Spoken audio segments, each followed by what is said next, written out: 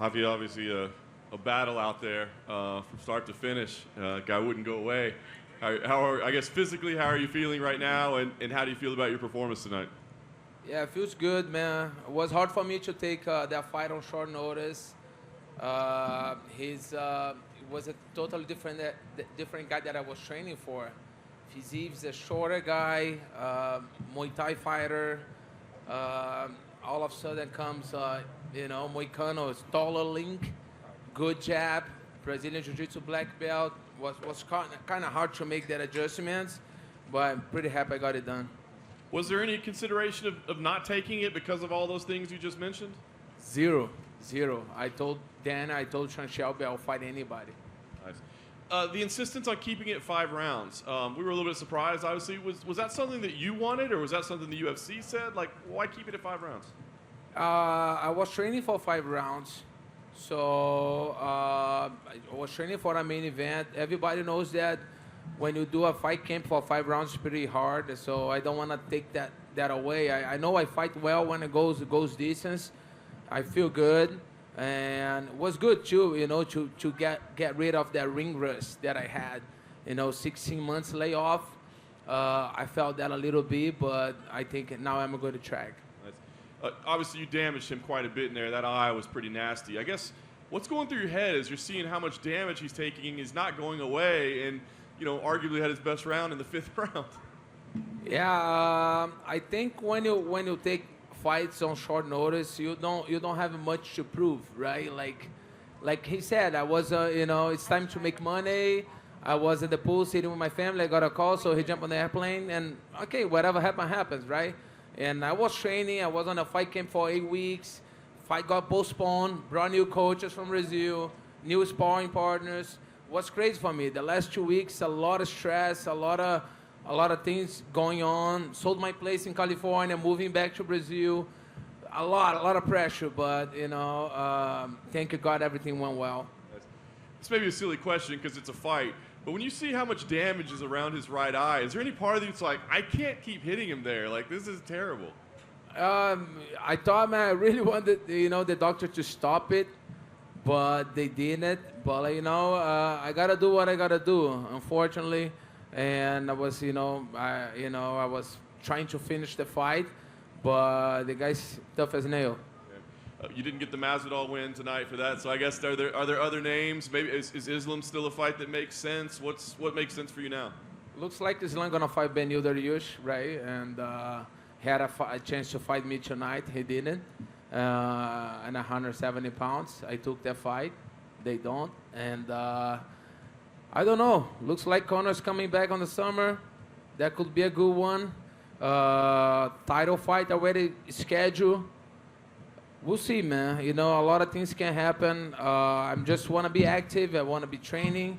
I need good names. So, man, I've been on this game for so many years. Fought everybody in 2 divisions. I need names that make me, want to go to the gym and train hard for it. That's what I want. Rafael, straightforward. I was wondering, obviously people talk about how many guys you have faced. You have one of the most difficult schedules, just all the opponents that you've taken on in the last several years. For you, just what keeps you to keep training at that high level and keep up this schedule at this stage of your career? Man, I think I have a heart of a fighter. That's what I do for a living. I never did anything different pretty much my whole life. And then I don't pick fights. UFC call me with that opponent, and I take fights and be on this level of competition that I am. I can't really pick fights, and I never did. What are some of the things you're most proud of? Like, has it been some of the tougher opponents that you faced at 170? Was it just what are some of those fights that really stand out to you that you're very proud of personally? Man, my run for the title, at lightweight, I had a successful run. Beat Anthony Pettis on his prime, and move up. A lot of people took me for granted when I move up, saying that I was too small. and I had a great run. Not gonna say that was the best run because I lost on the title fight, but I beat Safedin, Neil Magny, and Robbie Lawler and fought for the title. So it's I'm proud of it. You know, I fought short for Kobe on that fight, but was a closer one. Congratulations. Thank you. Rafael, just one question over here. Are you interested at all in fighting the winner of Chandler versus Ferguson?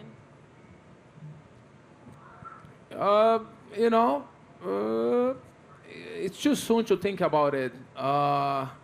It's too soon. I did not even know that they were scheduled to fight. But yeah, it's too soon to think about it. I think I got a 60-day suspension. I think the corner fight would make more sense to me right now. Great, thanks. Rafael over here, other side.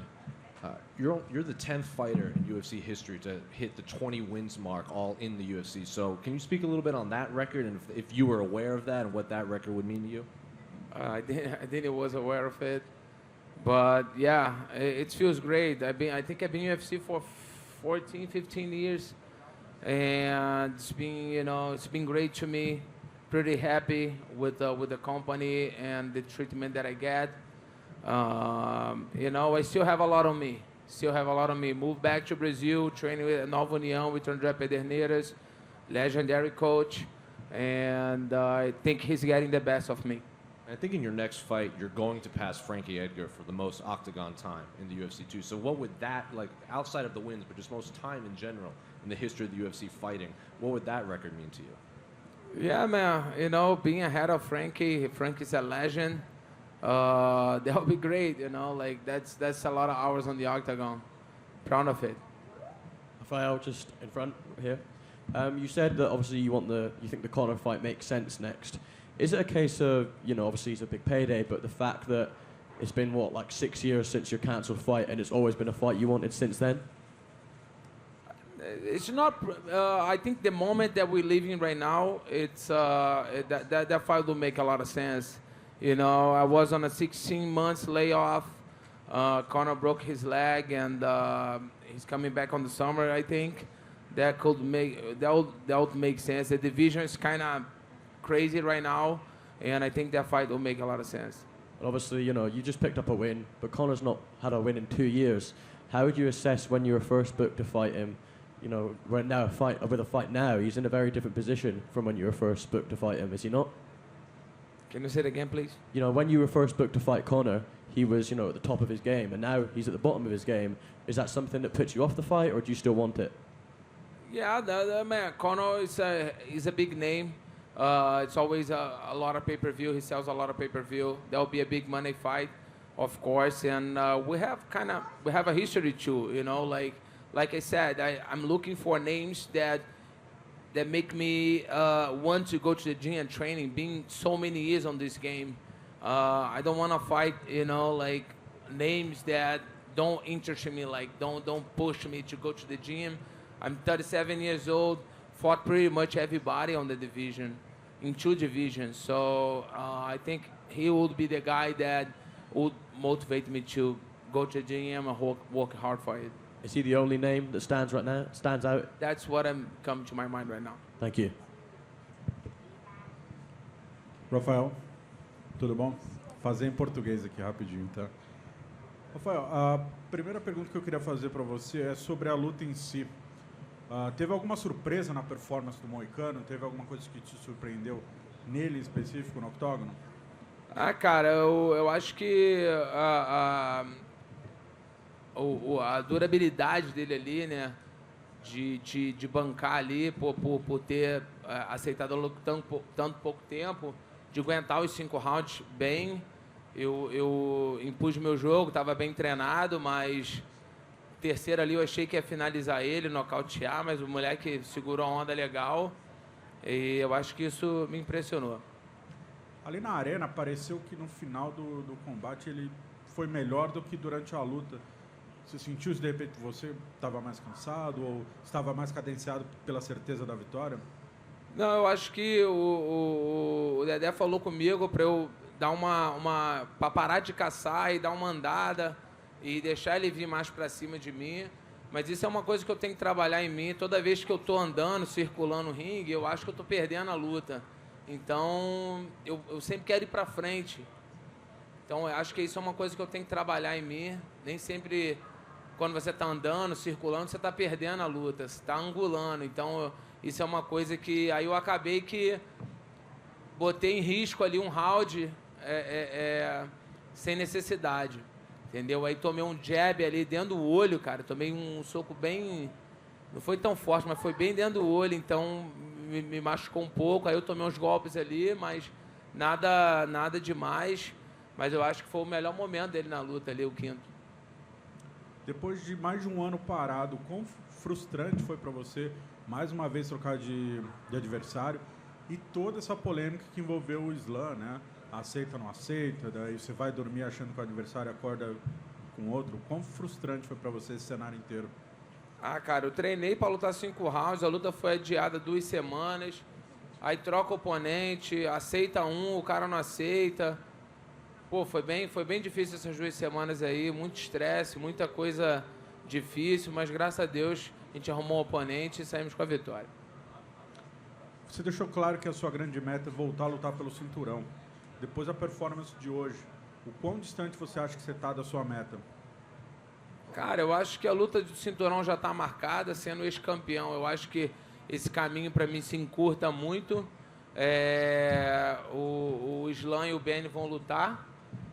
Então, eu acho, cara, tudo pode acontecer, né? Eu, como sempre, eu me mantenho preparado. A oportunidade que aparecer, eu vou estar pronto. Só mais 2 perguntas, por favor. Você já falou em inglês, gostaria que você respondesse em português. No mundo ideal, qual seria a sua próxima luta e por quê? Cara, eu acho que uma luta legal que faria sentido para mim seria o retorno do Conor. Agora parece que ele vai voltar em julho, agosto.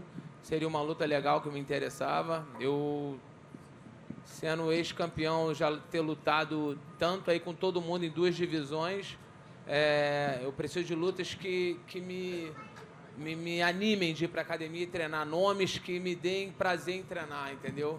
Então esse seria um nome que me daria isso. Para finalizar, Rafael, você mudou de volta para o Brasil, já vendeu a casa em Los Angeles.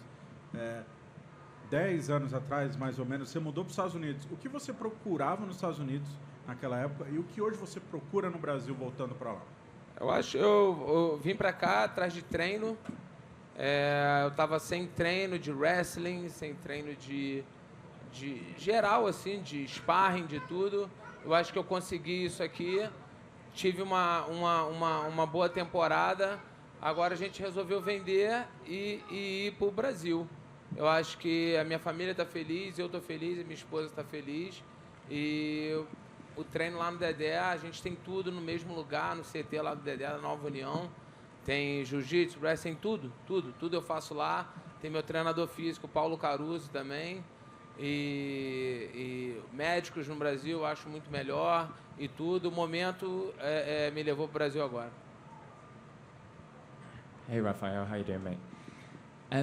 If you were to get the Conor fight, what areas would you be looking to test yourself in? Like, I know obviously you mix it up well, but would you be willing to stand and bang, for example, or would it be a more grappling heavy approach? I have no problem to trade the punch with Conor. No, I think I have everything it takes. I'm pretty comfortable on stand up. I know he got a dangerous game, but I'll do my game. Just mix it up but I have no problem to trade at all.